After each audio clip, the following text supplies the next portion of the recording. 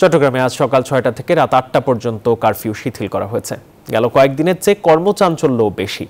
চট্টগ্রাম থেকে বিস্তারিত জানিয়েছেন নয়ন বুড়োজয়।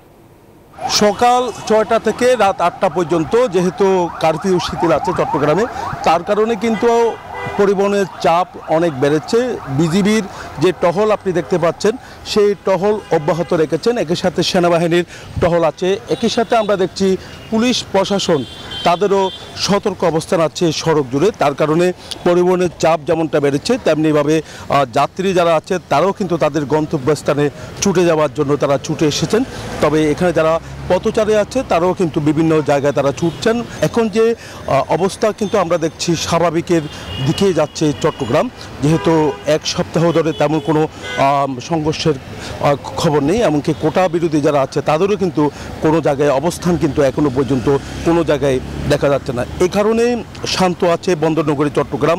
এমনকি যাত্রীবাহী যে পরিবহনগুলো আছে সেই পরিবহনগুলো যেমনটা চলছে, তেমনিভাবে পণ্যবাহী যে পরিবহনগুলো আছে চট্টগ্রাম বন্দর থেকে যেগুলো বের হচ্ছে, সব পরিবহন কিন্তু আমরা দেখছি চট্টগ্রাম থেকে দেশের বিভিন্ন প্রান্তে তারা নিয়ে যাচ্ছে। এমনকি পণ্যগুলো খালাসও হচ্ছে চট্টগ্রাম বন্দরের। এই কারণে বন্দরের যে কন্টেনার জট, সেই জট অনেকটা কমে আসছে বলে আমাদেরকে জানিয়েছেন বন্দর চেয়ারম্যান। নয়ন বুড়োজয়, নিউজ 24, চট্টগ্রাম।